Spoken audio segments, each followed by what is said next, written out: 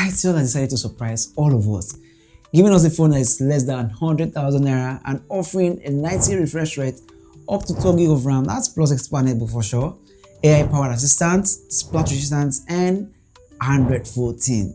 Honestly, I did not expect any of this from itel and at this price category. But before we conclude, let's determine if the itel A90 is actually the budget boss or just fire for bucks useless for hand smartphone. You know the thing. So stick around to find out. Truly, itel has made a significant improvement with their design.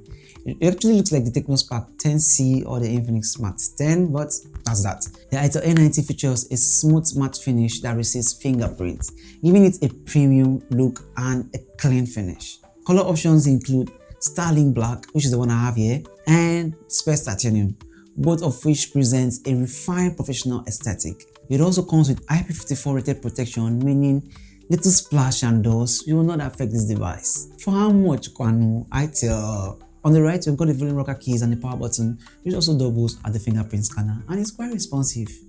To the left, we've got the space for your dual nano SIM card and an SD card. Beneath, we've got the 3.5mm earphone jack, a Type-C charging port, and a speaker grill with a microphone. Overall, it looks beautiful and well put together. Coming to the display, the 6.6-inch HD Plus IPS screen is complemented by a 90Hz refresh rate, making apps navigation and scrolling noticeably smoother.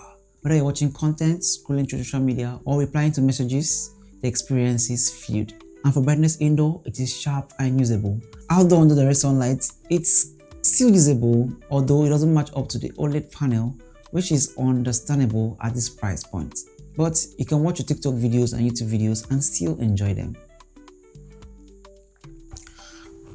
The itel A90 is powered by the Unisoc T7100 processor, which is a reliable entry-level chip. It comes with 3 gig or 4 gig of RAM, and with the memory fusion technology, you can virtually expand the RAM up to 12 gig if you want, and that in turn enhance multitasking and app performance.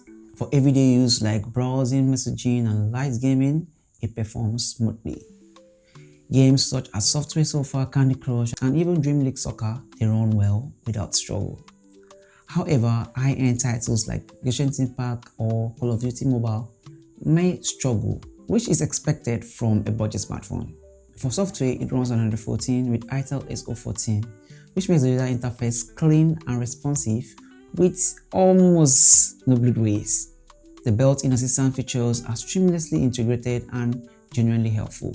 Just keep in mind that while it handles most tasks with ease, pushing it so hard with heavy multitasking will reveal its limitations. Coming down to the camera category, it's actually a budget smartphone, so you shouldn't be expecting much. We've got a 30 megapixel main camera and a 5 megapixel selfie camera.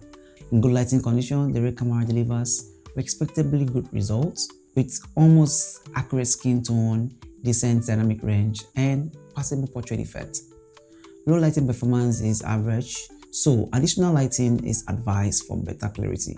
Video recording supports 1080p at 30 frames per second, suitable for basic content creation, small business promotion, or casual vlogging. The front-facing camera is not bad at this price range at all. So guys, take a look at the images and let me know your thoughts in the comment section. Now for the battery, we've got an outstanding 5000 mAh battery that delivers solid endurance. From streaming and social media to call and light gaming, it comfortably lasts a whole day. In most cases, even longer. Charging is handled via a 15 watts fast charger, which is a welcome upgrade. It's not light fastening, but far better than the standard charging speed. Expect a full charge in over 2 hours, making overnight charging or topping up during downtime the most convenient approach. So that brings us to the question, is the itel A90 worth your investment?